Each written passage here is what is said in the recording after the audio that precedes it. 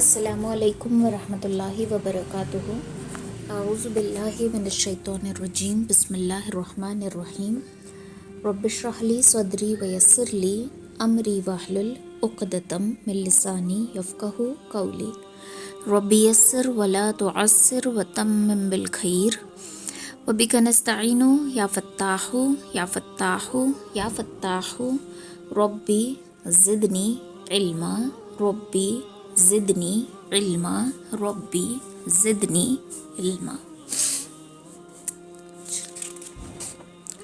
पिछले क्लास में हमने ये देखा था कि नबी अलैहिस्सलातु वस्सलाम ने जो है ताइफ की तरफ हिजरत की मक्का वालों की तकलीफ़ें देखकर, लेकिन ताइफ में भी कोई सुकून का पल आपको मुयस्सर नहीं हुआ, ना ही किसी ने दीन की बात को कबूल किया, बल्कि इसके साथ साथ आपके पीछे बाज़ार के शरीरों को और गुंडों को लगा दिया, जो आप पर कंटिन्यूसली पत्थर बरसाते थे, जिसकी वजह से आपके जूते मुबारक खून से तर हो गए। यूँ महसूस होता था जैसे कपड़ा निचोड़ने पर पानी टपकता है, वैसे जूती अगर निचोड़ी जाए तो उससे खून टपकेगा। ऐसे तैसे करके आपने एक बाग में जो रबिया का था वहाँ पर पनाह ली। रबिया को देखकर तरस आ गया, क्योंकि ये मक्का वाले थे और ख़ानदान निस्बत थी, तो आपने अपने ग़ुलाम के हाथों अंगूर देकर भेजा। फिर आपने थोड़ा सा वहाँ पर आराम किया, फिर आप निकल गए वादी नखला की तरफ। वादी नखला में आपने जिन्नातों की जमात को दीन के बारे में समझाया, दीन की दावत दी, और फिर अल्लाह ताला की तरफ से कुछ ऐसे आयतें नाजिल हुई जिसकी वजह से आपका दिल पुरसुकून हो गया और आपने इरादा कर लिया कि अब वापस मक्का जाना है। हज़रत ज़ैद ये सुनकर हैरान थे कि मक्का वापस कैसे जाएंगे, मक्का वाले तो हमें अंदर नहीं लेंगे, और ना लेने के साथ साथ हो सकता है कि हमें जानी तौर पर भी खतरा पहुंचा सकें। तो आपने अपने साथ अंदर जाने के लिए अपना एक हलीफ तैयार करवा लिया, जिनका नाम था मुतीम इब्ने अदी। तो इन्होंने आप सल्लल्लाहु अलैहि वसल्लम के साथ एंट्री ली अंदर। आजू बाजू दोनों जगह हथियार बांधकर जवान मौजूद थे, और अबू जहल ने जब रोक टोक करना चाहा तो उन्होंने कहा कि ये मेरे साथ हैं और इनको जो नुकसान पहुंचाएगा गोया उसने मुझे नुकसान पहुंचाया। ये सुनते ही सब लोग पीछे हट गए। अब आप सल्लल्लाहु अलैहि वसल्लम वापस मक्का में रहने लगे थे। अब यहाँ पर रहने के बाद आप खामोश नहीं रहे, मतलब इतना लंबा सफ़र, इतना तकलीफ़ वाला सफ़र मैं करके आया हूँ, तो अब मुझे रेस्ट की ज़रूरत है, ऐसा कुछ भी आपने नहीं सोचा, बल्कि फिर से खड़े हो गए अपने काम के लिए। तो अब आप क्या करते हैं, कबाइल और अफराद को इस्लाम की दावत देने लगता है, कि कबीले को टारगेट करते हैं कि एक एक कबीले के पास मैं पर्सनली जाऊंगा और दीन की बात लोगों तक पहुंचाऊंगा। ठीक है, तो ये जो ज़िकायदा 10 नबवी, ये उस वक्त का वक्त है जब रसूलुल्लाह सल्लल्लाहु अलैहि वसल्लम ताइफ से मक्का तशरीफ़ लाए और यहाँ अफराद और कबाइल को फिर से इस्लाम की दावत देना शुरू कर दी। अब चूँकि हज का मौसम आने वाला था, ज़िकायदा के बाद ज़िलहज होता है, तो हज का मौका आने वाला था, तो आपने शुरू से ही इरादा कर लिया कि इस मौके को मुझे गनीमत समझना है और इसको अपने हाथ से जाने नहीं देना। तो यहाँ पर आपके इस अमल से हमें एक पैगाम ये मिलता है कि जब भी कोई मौका मिल रहा है तो उसको गनीमत समझना। मौके हमेशा बार बार नहीं मिला करते, कभी कभार मौका वक्ती तौर पे दस्तक देता है, और अगर हमने जल्दी से दरवाज़ा नहीं खोला तो वो मौका किसी और के दरवाजे पर चला जाता है। ठीक है, तो किसी और के दरवाजे पे वो मौका चला जाता है। तो इसके लिए जब भी मौका मिल रहा है तो उसको गनीमत समझना। मौका मिलना एक गनीमत है, एक नियामत है। तो आपको अब मौका मिला था हज का, तो आपने उस मौके को अपने हाथ से जाने नहीं दिया। ऐसे ही हमें बहुत सारे अपॉर्चुनिटीज़ मिलते रहते हैं, लेकिन हम कभी कॉन्फिडेंट की कमी की वजह से, कभी डर की वजह से, कभी ये सोच कर कि 4 लोग क्या कहेंगे, कभी ये सोच कर कि मुझसे हो पाएगा कि नहीं हो पाएगा, इस उलझनों में कैद होकर हम उस मौके को हाथ से गंवा बैठते हैं। और फिर जब हम खुद को तैयार कर लेते हैं मेंटली एंड फिज़िकली, एंड हम उस मौके का इंतज़ार कर रहे होते हैं, तब हमारे चाहते हुए भी वो मौका वापस नहीं आता। तो इसके लिए आप सल्लल्लाहु अलैहि वसल्लम की वसीयतों में चंद वसीयतें हैं, जिनमें से एक ये है कि मौके को गनीमत जाने। ठीक है, मौके को गनीमत जानना है। तो आपने अब भरपूर तैयारी कर ली कि जैसे ही हज का महीना आएगा तो मैं लोगों को, जो बाहर से लोग आएंगे उनको दीन की दावत पहुंचाऊंगा। तो इमाम ज़ोहरी रहमतुल्लाह अलैह फरमाते हैं कि जिन कबाइल के पास आप सल्लल्लाहु अलैहि वसल्लम तशरीफ़ ले गए और उन्हें इस्लाम की दावत देते रहे, आप पर मतलब उन लोगों पर इस्लाम को पेश किया, अपने आप को पेश किया कि मैं कौन हूँ, मुझे किस तरीके से अल्लाह ताला ने चुन लिया, सारी बातें पेश की, तो किसी ने भी इस्लाम कबूल नहीं किया।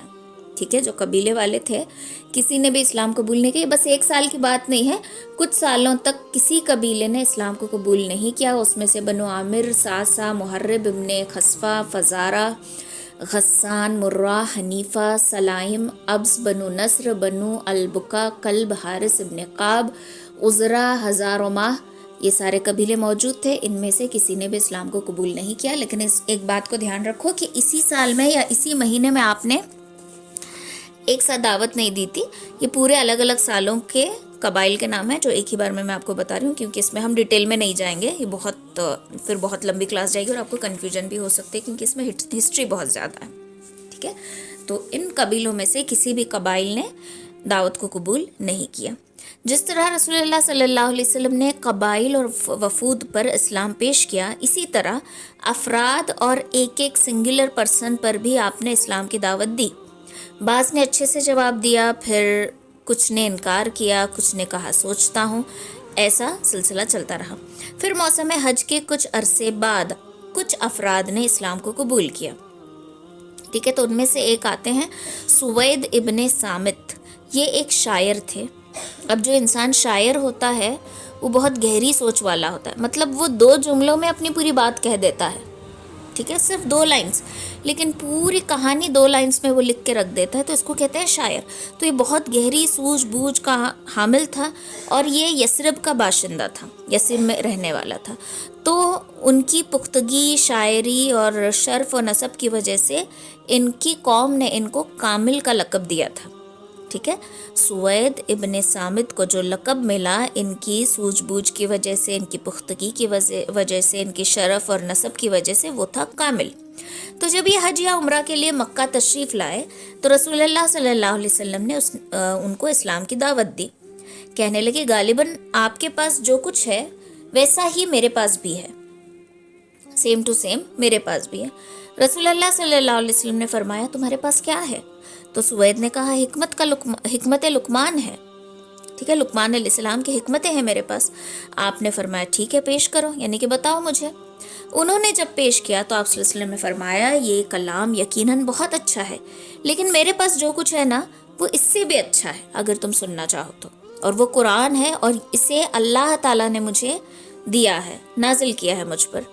वो एक हिदायत है जो नूर है, ये दिलों में उतरने वाला कलाम है। उसके बाद रसूलुल्लाह सल्लल्लाहु अलैहि वसल्लम ने उन्हें कुरान पढ़कर सुनाया और इस्लाम की दावत दी। उन्होंने इस्लाम को कबूल कर लिया और बोले, ये तो बहुत ही अच्छा कलाम है। इसके बाद वो मदीना पलट कर आए थे कि जंग बुआस छिड़ गई और इसमें कत्ल कर दिए गए। उन्होंने 11 नबवी के आगाज़ में इस्लाम कबूल किया था। ठीक है, सुवैब इब्ने सामित जिनका लक़ब उनकी क्वालिटीज़ की वजह से कामिल रखा गया था, उन्होंने इस्लाम कबूल कर लिया। और ये हिकमत लुकमान, ये किताब, ये इनकी बातें थी, ये इनका नॉलेज था। तो आपने देखो यहाँ पर कितनी अक्लमंदी से, कितने हिकमत से दावत दी है। आपने ये नहीं कहा कि तुम जो परस्तिश करते हो ये गलत है, हराम है, नाजायज़ है, तुम जहन्नमी हो, अल्लाह तुम्हें जहन्नम में डालेगा, तुम्हें अजाब देगा। नहीं, ये जो लाइन से हम शुरुआत करते हैं ना कि तुम्हें अजाब होगा, तुम्हें ये होगा, हम पहले ही एक दीवार बांध रहे हैं अल्लाह और बंदे के दरमियान।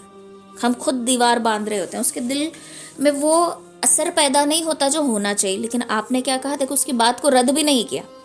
आपने क्या किया, तो बहुत अच्छा कलाम है, तारीफ़ की, अप्रिशिएट किया और कहा कि मेरे पास जो है ना वो इससे भी अच्छा है अगर तुम सुनोगे तो। और वो जो कलाम है वो हिकमत लुकमान नहीं बल्कि अल्लाह का कलाम है जो मुझ पे नाजिल किया गया है। अगर आप ये कहते हैं कि ये क्या बात है तुम बता रहे हो, ये तो मुझे पहले से मालूम है, इसमें थोड़ी ना कुछ अच्छी बात है, कोई भली बात है, कोई ऊंचाई की बात है, ये तो मामूली सी बात है, इससे अच्छा तो मेरे पास है। तो सामने वाले के दिमाग में क्या आता कि जब मेरी बात को हकीर समझ रहा है, छोटा समझ रहा है, तो मैं इसकी बात क्यों सुनूं, इस तरीके से दिमाग में आता। तो ये ایک دائی اگر کوئی یہاں پہ موجود ہے آپ میں سے، ویسے تو ہم سب دائی ہیں، اگر پھر بھی کوئی پرٹیکولر فیلڈ ورک کرنے والا ہے تو یہ بہت امپورٹنٹ پوائنٹ ہے. جب ہم کسی کو دین کی دعوت دے رہے ہیں، دائی مطلب پکارنے والا دین کی طرف، دعا، ندا، دعا، یہ ساری چیزیں پکار کا اس کا ترجمہ آتا ہے، تو پکارنے والا دین کی طرف. تو اگر کوئی دائی ہے جو دین کی طرف لوگوں کو بلا رہا ہے تو یہ سمجھو یہ ایک گولڈن کی ہے اس کے پاس. کون سی؟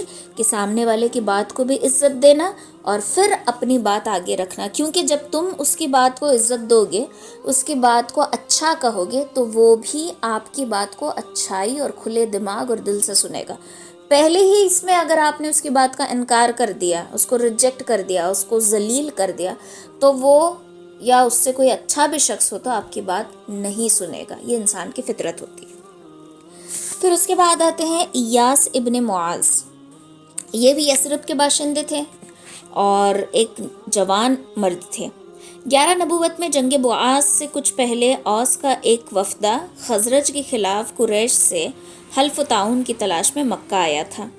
آپ بھی اس کے ہمراہ تشریف لائے. اس وقت یثرب میں ان دنوں قبیلوں کے درمیان عداوت کی آگ بھڑک رہی تھی. لوگ آپس میں لڑ رہے تھے. اوس اور خزرج کے 2 قبیلے مشہور مدینہ کے قبیلے ہیں. اچھا، مدینہ کا اصلی نام یثرب ہے، ٹھیک ہے.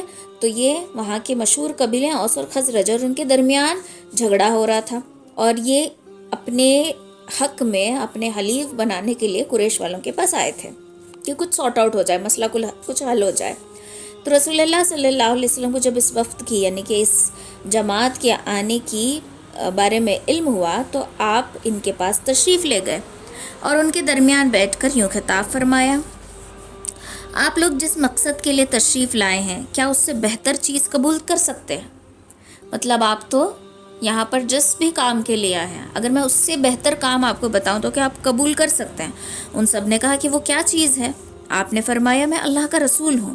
اللہ نے مجھے اپنے بندوں کے پاس اس بات کی دعوت دینے کے لیے بھیجا ہے کہ وہ اللہ کی عبادت کریں اور اس کے ساتھ کسی بھی چیز کو شریک نہ کریں. اللہ نے مجھ پر کتاب بھی اتاری ہے. پھر آپ نے اسلام کا ذکر کیا اور قرآن کی تلاوت فرمائی.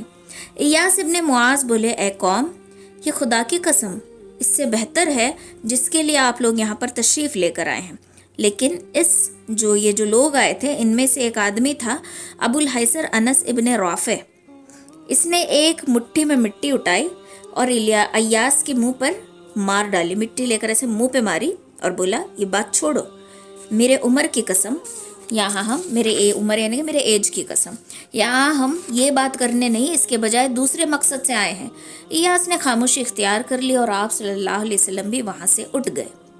یہ جو لوگ آئے تھے قریش کے ساتھ حلف تعاون کا معاہدہ کرنے میں کامیاب نہیں ہو سکے اور ناکام ہو کر مدینہ ان کو پلٹنا پڑا.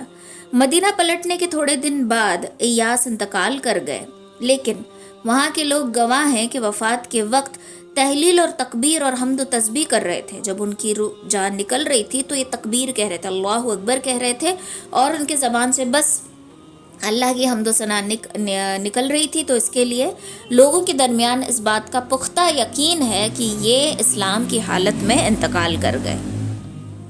ٹھیک ہے، تو لوگ یہاں پر شہادت دیتے ہیں، گواہی دیتے ہیں کہ ہاں یہ اسلام کے حالت میں جو ہے اٹھائے گئے تھے. تو یہاں پر دیکھو ایک اور پوائنٹ جو یہاں پہ ہمیں دیکھنے کو مل رہا ہے. جب ایاس ابن معاذ نے کہا کہ یہ تو بہت عمدہ کلام ہے، یہ عمدہ بات ہے، یہ اس چیز سے بھی بہتر ہے جس کے لیے ہم یہاں پہ آئے ہیں، تو ان میں سے ایک آدمی نے آپ کے منہ پر مٹی ماری. تو وہاں پر وہ خاموش ہو گئے، آپ صلی اللہ علیہ وسلم وہاں سے اٹھ کر چلے گئے. تو یہاں پر ایک چیز یہ ہے کہ جب کوئی بات کر رہا ہوتا ہے، اللہ نے ہمیں زبان ایک دی ہے، کان 2 دیے ہیں. اس میں اللہ تعالیٰ کی حکمت کیا ہے کہ تم سنو زیادہ، بولو کم. اور جب کوئی حد سے زیادہ تمہارے خلاف بولنے لگے، تمہارے سامنے ایک لمٹ کراس کر دے بولنے کی، تو وہاں پہ خاموشی اختیار کر کے پیچھے ہٹ جانے میں برکت ہوتی ہے. ٹھیک ہے، جب انسان خاموشی سے سن رہا ہوتا ہے تو رحمت کے فرشتے وہاں پر موجود ہوتے ہیں. جیسے ہی وہ الٹی باتیں کرنا شروع کر دیتا ہے یا اپنے لہجے سے، رویے سے وہ الگ برتاؤ کرنے لگتا ہے، تو رحمت کے فرشتے وہاں سے ہٹ جاتے ہیں.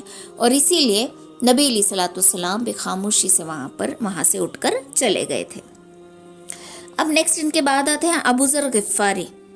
یہ یثرب کے اطراف کے سکونت پاذیر تھی. یثرب یعنی کہ مدینہ کے اطراف میں رہتے تھے, مدینہ میں نہیں رہتے تھے, مدینہ کے باؤنڈریز پر سمجھ لو. جب سوید ابن صامت اور ایاس ابن معاذ کے ذریعے یثرب میں رسول اللہ صلی اللہ علیہ وسلم کی بعثت کی خبر پہنچی تو یہ خبر ابو ذر کے کان پہ بھی ٹکرائی تھی, یعنی انہیں اسلام کے بارے میں کچھ پتہ چل گیا تھا. تو ان کے اسلام لانے کا واقعہ صحیح بخاری میں تفصیل سے مروی ہے. ابن عباس رضی اللہ تعالیٰ عنہ کا بیان ہے کہ ابو ذر رضی اللہ تعالیٰ عنہ فرماتے ہیں, میں قبیلہ غفار کا آدمی تھا. مجھے معلوم ہوا کہ مکہ میں ایک آدمی نمودار ہوا ہے جو اپنے آپ کو نبی کہتا ہے. میں نے اپنے بھائی سے کہا, تم اس آدمی کے پاس جاؤ, اس سے بات کرو اور میرے پاس اس کی خبر لے کر آؤ. مطلب تم جاؤ, اس سے بات کرو, دیکھو کہ وہ کیسا آدمی ہے اور اس کی خبر جو ہے تم میرے پاس لے کر آؤ. تو وہ گیا, ملاقات کی اور واپس آیا. میں نے پوچھا کیا خبر لائے ہو؟ بولا خدا کی قسم, میں نے ایک ایسا آدمی دیکھا جو بھلائی کا حکم دیتا ہے اور برائی سے روکتا ہے. میں نے کہا کہ تم نے تسلی بخش کوئی خبر نہیں دی ہے, میرا دل اطمینان نہیں ہے اس پر, میں سیٹسفائیڈ نہیں ہوں تمہارے جواب سے, تو بہتر یہ ہے میں خود جا کر دیکھتا ہوں. تو آخر میں خود توشادان ہوئے اور اپنے آپ کو لے کر مکہ چل پڑے, یعنی کہ اب مکہ ہی روانہ ہو گئے. وہاں پہنچ تو گئے لیکن نبی علیہ الصلوۃ والسلام کو کبھی دیکھا ہی نہیں تھا, کبھی جانتے نہیں تھے. وہاں ان کو کوئی مطلب ان کے قبیلے سے کسی نے ان کو دیکھا نہیں تھا اور ان کو پہچانتے بھی نہیں تھے. تو ان کو گوارا نہیں تھا کہ وہاں پہ جا کے کسی سے میں پوچھوں کہ ان کے فلاں کے بارے میں بتاؤ. تو چنانچہ یہ میں زمزم کا پانی پیتا اور مسجد حرم میں پڑا رہتا. آخر کار میرے پاس علی رضی اللہ تعالیٰ عنہ کا گزر ہوا. کہنے لگے تم اجنبی آدمی معلوم ہوتے ہو. میں نے کہا جی ہاں. انہوں نے کہا اچھا تو گھر چلو, میں تمہیں اپنا مہمان بناتا ہوں, گھر چلو. میں ان کے ساتھ چل پڑا. نہ وہ مجھ سے کچھ پوچھے نہ میں نے ان سے کچھ پوچھا, اور ہم بس چلتے رہے, ہمارے دونوں کے درمیان بات ہی نہیں ہوئی. صبح ہوئی تو میں اس ارادے سے پھر مسجد حرم میں گیا کہ آپ کے متعلق دریافت کروں, لیکن کوئی نہ تھا جو مجھے آپ سے ملاقات کروا سکے, آپ کے متعلق کچھ بتا سکے. آخر کار پھر سے میرے پاس حضرت علی گزرے اور دیکھ کر بولے اس آدمی کو ابھی تک اپنا ٹھکانہ معلوم نہ ہو سکا. میں نے کہا نہیں. انہوں نے کہا اچھا تو میرے ساتھ چلو. اس کے بعد انہوں نے کہا اچھا تمہارا معاملہ کیا ہے, کیوں آئے ہو تم, اور یہاں پہ اس طریقے سے کیوں ہو, اور تم اس شہر میں تمہارے آنے کا کیا مقصد ہے. میں نے کہا آپ اگر رازداری سے کام لیں گے تو بتاؤں گا, آپ اگر میرے رازدار بنیں گے, سیکرٹ میرا رکھیں گے تو میں بتاؤں گا. انہوں نے کہا ٹھیک ہے میں ایسا ہی کروں گا. میں نے کہا کہ مجھے معلوم ہے کہ یہاں ایک آدمی نمودار ہوا ہے جو اپنے آپ کو اللہ کا نبی بتاتا ہے. میں نے اپنے بھائی کو بھیجا کہ وہ بات کر کے آئے, مگر اس نے پلٹ کر جو بھی جواب لایا میں اس سے سیٹسفائی نہیں ہوا تھا, مجھے اس سے تسلی نہیں ہوئی تھی. مگر میرے دل کو پھر بھی یہ ہو رہی تھی, دل کو یہ بات اکسا رہی تھی کہ میں خود جا کر تشفی کروں, میں خود جا کر ملاقات کروں, میں خود جا کر جائزہ لوں. اور اسی لیے میں نے سوچا کہ میں خود جا کر ملاقات کر لوں, اور اسی لیے میں یہاں پر آ گیا. حضرت علی نے کہا بھائی تم صحیح جگہ پہنچے ہو, دیکھو میرا رخ انہی کی طرف ہے, جہاں میں گھسوں وہاں تم بھی گھس جانا. اور ہاں اگر میں کسی ایسے شخص کو دیکھوں جس سے تمہارے لیے خطرہ ہے تو میں دیوار کی طرف جا کر کھڑا رہوں گا, گویا جیسے کہ میں اپنا جوتا ٹھیک کر رہا ہوں, لیکن تم سیدھا ہی چلے جانا. اس کے بعد حضرت علی روانہ ہوئے اور میں بھی ساتھ ساتھ چل پڑا, یہاں تک کہ وہ اندر داخل ہوئے اور میں بھی ان کے ساتھ نبی علیہ الصلوۃ والسلام کے پاس جا کر داخل ہوا اور بولا کہ آپ مجھ پر اسلام پیش کریں, یعنی اسلام کے بارے میں مجھے بتائیں. آپ نے اسلام پیش کیا اور ساری باتیں سن کر, قرآن پاک کی آیتیں سن کر میں وہی مسلمان ہو گیا. اس کے بعد آپ نے مجھ سے فرمایا اے ابو ذر اس معاملے کو پس پردہ رکھو اور اپنے علاقے میں واپس چلے جاؤ, جب ہمارے ظاہر ہونے کی خبر ملے تو آ جانا. تو میں نے کہا اس ذات کی قسم جس نے آپ کو حق کے ساتھ مبعوث فرمایا ہے, میں تو ان کے درمیان کھلم کھلا جا کر اعلان کروں گا. اس کے بعد میں مسجد حرم میں آیا, قریش وہاں پر موجود تھے. میں نے کہا قریش کے لوگوں اشہد اللہ الہ الا اللہ و اشہد ان محمدن عبدہ و رسولہ, میں گواہی دیتا ہوں کہ اللہ کے سوا کوئی معبود نہیں, اور میں گواہی دیتا ہوں کہ محمد اللہ کے بندے اور اس کے رسول ہیں. لوگوں نے کہا کہ اٹھو اس بے دین کی خبر لو. لوگ اٹھے اور مارنے لگے, ٹوٹ گئے ان کے اوپر سمجھو. تو ایسے تیسے کر کے حضرت عباس نے ان کو بچا لیا. انہوں نے کہا کہ قریش کس گمان میں ہو تم؟ تمہاری بربادی ہو. تم لوگ غفار کے آدمی کو مار رہے ہو، حالانکہ تمہاری تجارت کا جو راستہ ہے وہ غفار ہی سے ہو کر جاتا ہے. اس پر لوگوں نے ان کو چھوڑ دیا اور پیچھے ہٹ گئے. دوسرے دن دیکھو پھر سے صبح ہوئی، پھر گئے اور جا کر پھر کھڑے ہوئے، پھر کلمہ پڑا، پھر لوگ اٹھے مارنے کے لیے. اور اس بار پھر حضرت عباس نے ان کو بچا لیا اور کہا کہ بھائی کیا چاہتے ہو تم؟ خاموشی سے اپنے قبیلے چلے جاؤ. تو یہ ایمان کا جوش تھا، ٹھیک ہے، ایمان لانے کا جوش، حق کو لوگوں کے سامنے بتلانے کا جوش کہ میں کھلم کھلا اعلان کروں گا کہ میں مسلمان ہو گیا ہوں، میں مسلمان ہوں اور مجھے سوائے اللہ کے کسی سے ڈرنے کی ضرورت نہیں ہے. جب انسان کا ایمان اس کے دل میں مضبوطی سے جگہ کر لیتا ہے، مضبوطی سے، ایسا اوپری اوپری نہیں، مضبوطی سے جب جگہ کر لیتا ہے نا، تو اس کے اندر کا یہ خوف اپنے آپ دم توڑ دیتا ہے کہ لوگ کیا کہیں گے، لوگ مجھے ماریں گے، مجھے نقصان پہنچائیں گے، میرے گھر والوں کو نقصان پہنچائیں گے. ہاں، تو اس وجہ سے لوگوں کو ڈر کے حق کی بات انسان کہنا چھوڑ دیتا ہے.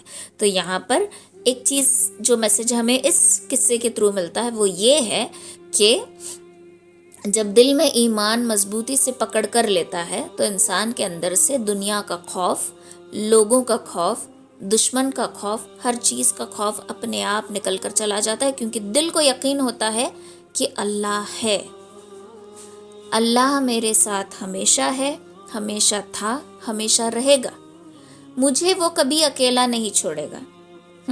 ایک بات ہمیشہ یاد رکھنا، دنیا میں جتنے بھی سہارے ہیں، ماں باپ کا سہارا، شوہر کا سہارا، اولاد کا سہارا، سہیلیوں کا سہارا، جو بھی واٹ ایور، جو بھی ریلیشنس ہیں، چاہے خونی رشتے ہوں، چاہے ایموشنز کے بیسس پہ رشتے ہوں، وہ رشتے کبھی نہ کبھی علیحدہ ہو ہی جاتے ہیں.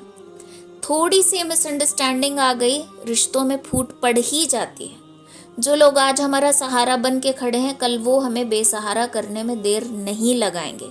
ہمارے وقت، ہمارے حالات دیکھ کر سامنے والوں کے جو کنیکشنز ہوتے ہیں وہ بدلنے لگتے ہیں.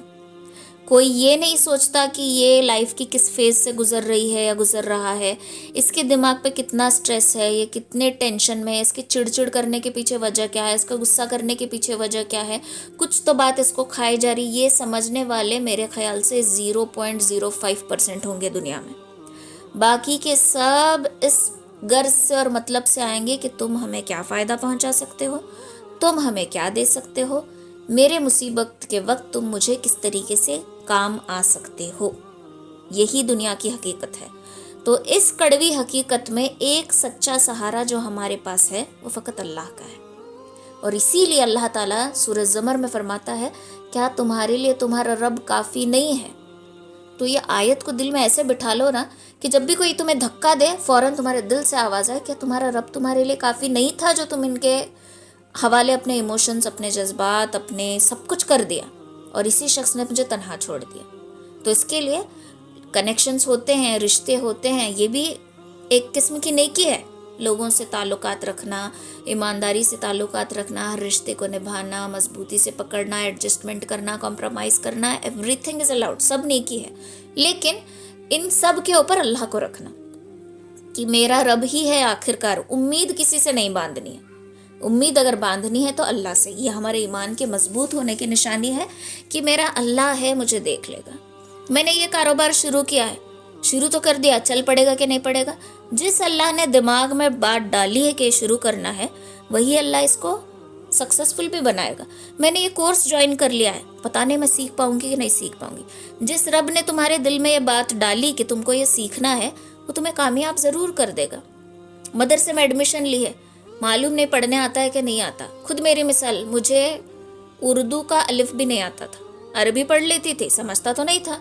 اردو مجھے نہ لکھنا آتا تھا نہ پڑھنا آتا تھا. مجھے مردوں میں اور مردوں میں دونوں میں فرق نہیں سمجھتا تھا. لکھا ویسے ہی جاتا ہے، زبر زیر پیش ہوتا نہیں ہے. تو مجھے کچھ بھی معلوم نہیں تھا. لیکن جس رب نے لے جا کر وہاں پہ مجھے چھوڑا، اسی نے پار لگا دیا اور آج آپ کے سامنے بیٹھ کر بول رہی ہے. کہ اللہ کی حکمتیں ہوتی ہیں. تو جب ہمارا ایمان مضبوط ہوگا، नौज़ु बिल्ला, मैं ये नहीं कह रही कि मैं एकदम परफेक्ट हूँ या मेरा ईमान एकदम परफेक्ट है, मुझ में भी कमियां हैं, मुझ में भी कोताहियाँ हैं, मैं भी कहीं ना कहीं इम्परफेक्ट हूँ, मुझसे भी गुनाह होते हैं। ऐसा नहीं कि मैं एकदम परफेक्शनिस्ट हूँ और परफेक्ट होके बोल रही हूँ, नहीं, नौज़ु बिल्ला, अल्लाह माफ़ करे। तो मेरा कहने का मतलब ये नहीं है कि जब हम, मेरा सिर्फ इतना कहने का मतलब है कि जब हमारा ईमान मजबूत होता है ना, तो बड़े बड़े दुश्मन भी सामने आ जाएं, उनको फेस करने का जज्बा, उनको फेस करने की ताकत अल्लाह ताला देता है, और मेरा अल्लाह हमें कभी अकेला नहीं छोड़ता। ठीक है। तो इसके बाद तुफैल इब्ने अम्र दौसी, ये बहुत शरीफ इंसान, शायर थे, सूझबूझ के मालिक थे, कबीला दौस के सरदार थे। उनके कबीले को बाज़ नहवई यमन में इमारत या तकरीबन इमारात हासिल थे। वो नबूवत के 11वें साल मक्का तशरीफ़ लाए, तो वहाँ पहुँचने से पहले ही अहले मक्का ने उनका इस्तकबाल किया। मतलब ऑलरेडी उनके आने से पहले ये लोग वेलकम के लिए खड़े रह गए और उनको बड़े इज़्ज़त और एहतराम से इनके साथ पेश आए। फिर उनसे बोलने लगे कि ऐ तुफैल, आप हमारे शहर में तशरीफ़ लाए हैं और ये शख्स जो हमारे दरमियान है, इसने हमें सख्त पेचीदगी में फंसा रखा है। हमारी जमीयत बिखर दी है, हमारा सिराजा मुंतसिर कर दिया है। उसकी बातें जादू से भरी हुई हैं, जादू का असर रखती हैं कि आदमी अपने बाप अपने भाई के दरमियान फ़र्क करने लगता है, अपने उसका भाई के दरमियान और आदमी और उसकी बीवी के दरमियान तफरीका डाल देता है।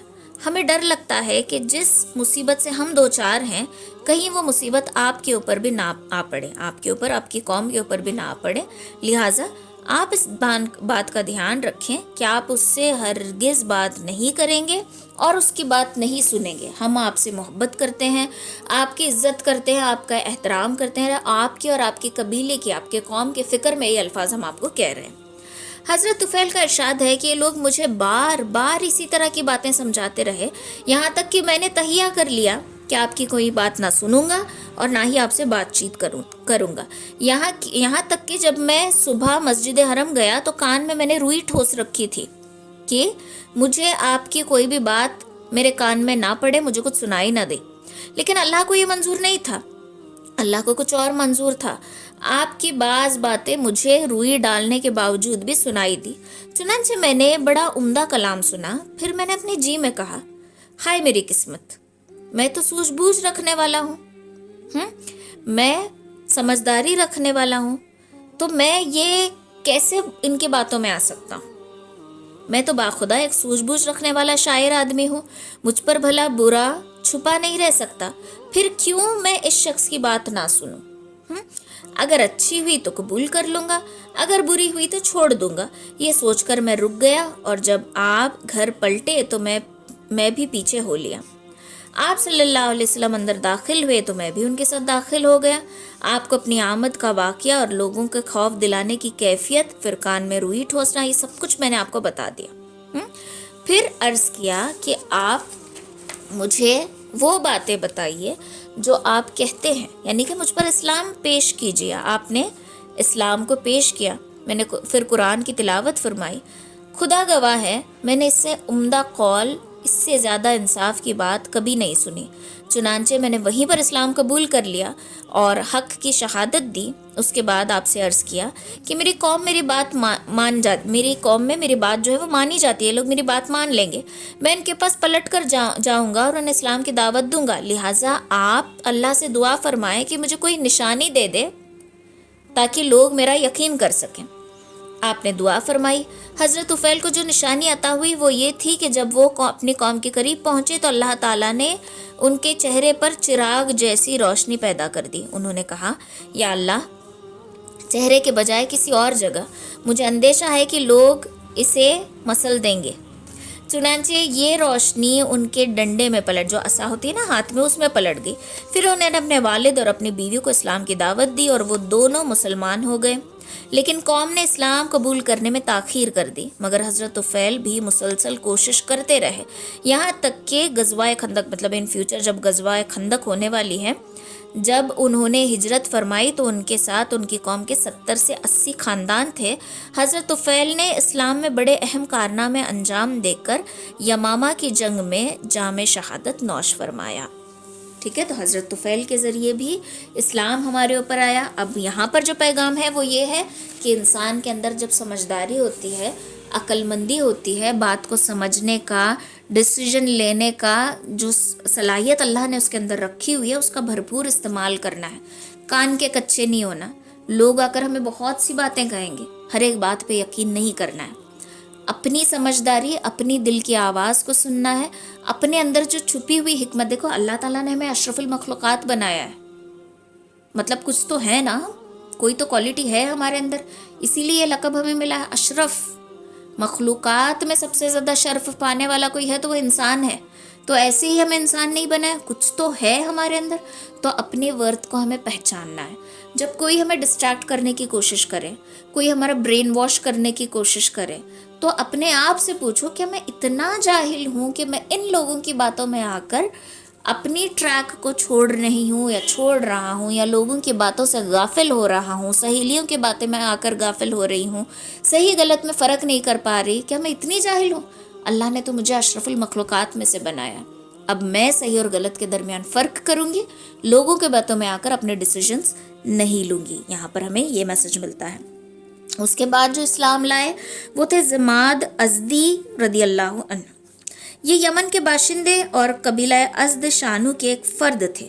ان کا کام کیا تھا پتہ ہے؟ جھاڑ پھونک کرنا، یعنی کہ آسے، بھوت پریت یہ سارے جو لگ جاتے ہیں بولتے ہیں نا، ان کو اتارنے کا ان کا کام تھا. یہ مکہ آئے تو وہاں کے احکاموں سے سنا کہ محمد پاگل ہے. نعوذ باللہ. سوچا کیوں نہ اس شخص کے پاس چلوں، ہو سکتا ہے اللہ میرے ہی ہاتھوں ان سے شفا دے دے.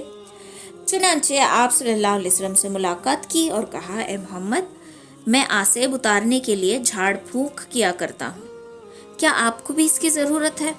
آپ نے جواب میں فرمایا، یقیناً ساری تعریفیں اللہ کے لیے ہے، ہم اسی کی تعریف کرتے ہیں اور اسی سے مدد چاہتے ہیں.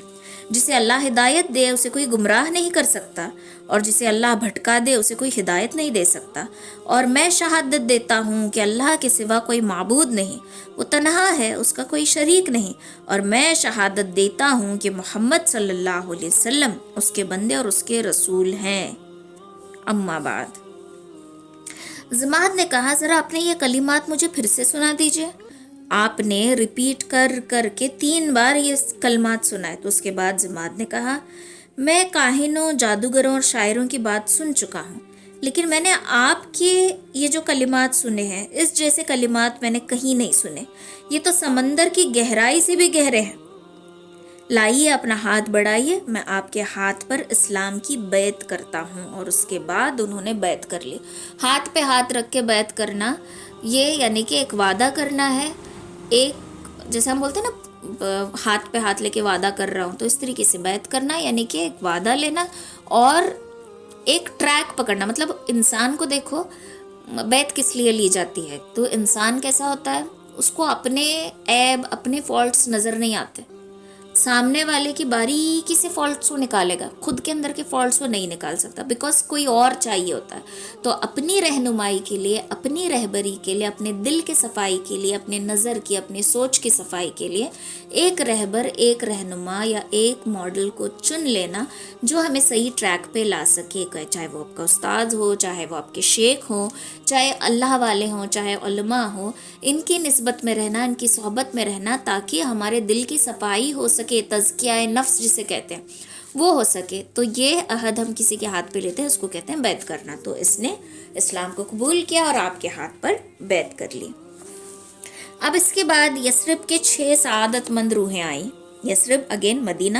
تو 11ویں نبوت میں موسم حج اسلام کے دعوت کو چند کار آمد بیج دستیاب ہوئے تھے، جو دیکھتے دیکھتے بڑے بڑے درختوں میں تبدیل ہو گئے، اور ان کے نیچے ان کے گھنی چھاؤں میں بیٹھ کر مسلمان اپنے اوپر ہونے والے ظلم و ستم سے، تپش کی جو گرمی تھی، ظلم اور ستم کی تپش یعنی کہ گرمی، اس سے راحت لیتے تھے.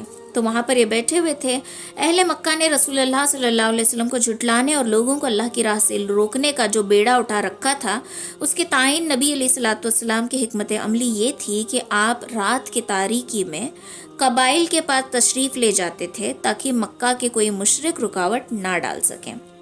इस हिकमत अमली के मुताबिक एक रात आप हज़रत अबू बकर और हज़रत अली रदी अल्लाह ताला अन्हुम को हमरा लेकर बाहर निकले। बनु जुहल और बनु शायबान इब्ने सालाबा इनके डेरों के पास से ये गुजरे तो उनको इस्लाम के बारे में बताया, उनसे बातचीत की। उन्होंने जवाब तो बड़ा उम्मीद अफसा दिया, कि उम्मीद वाला जवाब दिया कि हो सकता है कि इस्लाम कबूल करने, लेकिन इस्लाम फौरी तौर पर कबूल करने की कोई फैसला या कोई ऐसी बात उन्होंने नहीं की। इस मौके पर हज़रत अबू बकर और बनु जुहल का एक आदमी, इनके दोनों के दरमियान सिलसिला नसब का बड़ा मुतालिक दिलचस्प सवाल जवाब का एक डिस्कशन हुआ।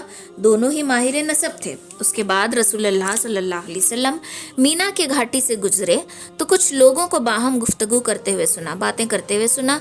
आपने सीधा उनकी तरफ रुख किया और उनके पास पहुंचे। ये यसरिब के 6 जवान थे और सब के सब कबीला खजरत से ताल्लुक़ रखते थे।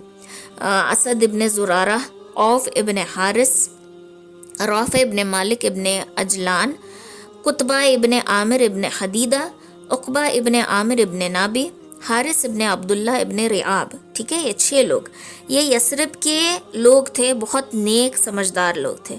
ये अहले यसरिब की खुशकिस्मती थी कि वो अपने हलीफ यहूदी मदीना से सुना करते थे। क्या सुना करते थे? कि एक आखिरी नबी आने वाला है और हम यहूद उस नबी के साथ मिलकर तुम लोगों को ख़त्म कर देंगे, तुम लोगों को कत्ल कर देंगे। रसूलुल्लाह सल्लल्लाहु अलैहि वसल्लम उनके पास पहुंचकर दरियाफ्त किया कि आप लोग कौन हैं? उन्होंने कहा कि हम कबीला खजरत से ताल्लुक़ रखते हैं। आपने फरमाया यानी यहूद के हलीफ? बोले हाँ। फरमाया फिर क्यों ना आप हजरात यहाँ पर आकर बैठ जाएं, कुछ बातचीत कर लेते हैं। वो लोग बैठ गए। आपने उनके सामने इस्लाम की हकीकत बयान फरमाई, उन्हें अल्लाह ताला की तरफ से दावत दी और कुरान की तिलावत फरमाई। उन्होंने आपस में एक दूसरे से कहा, भाई देखो ये तो वही नबी मालूम होते हैं जिनके हवाले से यहूद हमें धमकियां देते रहते हैं। लिहाजा यहूद हमसे सबकत कर जाएंगे, मतलब वो हमसे पहले निकल जाएंगे। इससे बेहतर ये है कि अभी फौरी तौर पर हम इस्लाम कबूल करके मुसलमान हो जाते हैं। ये यसरिब के अक्लमंद लोग थे। हाल ही में जंग करके, जो अभी मैंने पीछे बताया ना कि जंग हो रही थी खजरज और औस में, कबीलों में, तो इनके दरमियान का जो भाईचारा था, जो मोहब्बत थी, वो ख़त्म हो चुकी थी। तो ये जंग ने सब कुछ चूर चूर करके रख लिया था। तो इसलिए उन्होंने वजह तौर पर ये तवक्को कायम की कि आपकी दावत जंग के खात्मे का ज़रिया साबित हो सकती है। चुनांचे उन्होंने कहा, हम अपनी कौम को इस हालत में छोड़ कर आए हैं कि किसी और कौम में उनके जैसी अदावत और दुश्मनी देखने को नहीं मिलती। ऐसी दुश्मनी की हालत में उनको छोड़ कर आए हैं। उम्मीद है कि अल्लाह आपके ज़रिए उन्हें एकजा कर देगा। हम वहाँ जाकर उन लोगों को आपके मकसद की तरफ बुलाकर लेकर आएंगे और ये दीन जो हमने खुद कबूल कर लिया है उस पर भी इस दीन को भी उन लोगों के ऊपर पेश करेंगे। अगर अल्लाह ने आप पर उनको यकजा कर दिया तो फिर आपसे बढ़कर हमारी नज़र में और कोई मुअज़्ज़ज़ नहीं हो सकता। उसके बाद जब ये लोग मदीना वापस हुए तो अपने साथ साथ इस्लाम का पैगाम भी लेकर गए। चुनांचे वहाँ पर घर घर जाकर आप सल्लल्लाहु अलैहि वसल्लम के बारे में बताने लगे और अब मक्का से लेकर यसरिब तक नबी अलैहिस्सलातु वस्सलाम के चर्चे होने लगे थे। ठीक है, तो इस तरीके से आप सल्लल्लाहु अलैहि वसल्लम ने कबाइल में और इंडिविजुअल एक एक इंसान को बुलाकर दीन की दावत दी। कुछ अल्लाह की मदद से खुद ब खुद आ गए, मुलाकात हुई और दीन इस तरीके से फैलने लगा। नेक्स्ट क्लास में हम देखेंगे इंशाअल्लाह इसरा और मेराज का जो सफ़र था, उस सफ़र की हकीकत क्या क्या हुआ था, किस तरीके से वाक़या पेश आया था, कौन सी पर्टिकुलर ऑथेंटिक तारीख मेराज के सफ़र की है, क्या क्या चीज़ें तब हम करते हैं, क्या क्या नहीं करना चाहिए, मेराज के सफ़र में क्या क्या हुआ था, आपने क्या देखा, सब कुछ इंशाल्लाह नेक्स्ट क्लास में हम लोग डिस्कस करेंगे। ठीक है, सुबहानल्लाहि व बिहम्दिही, सुबहानकल्लाहुम्मा व बिहम्दिका, नशहदु अल्ला इलाहा इल्ला अंता, नस्तगफिरुका व नतूबु इलैक। सुबहान रब्बिका रब्बिल इज़्ज़ति अम्मा यसिफून व सलामुन अलल मुरसलीन वल्हम्दुलिल्लाहि रब्बिल आलमीन बिरहमतिका या अरहमर राहिमीन। अस्सलामु अलैकुम व रहमतुल्लाहि व बरकातुहू।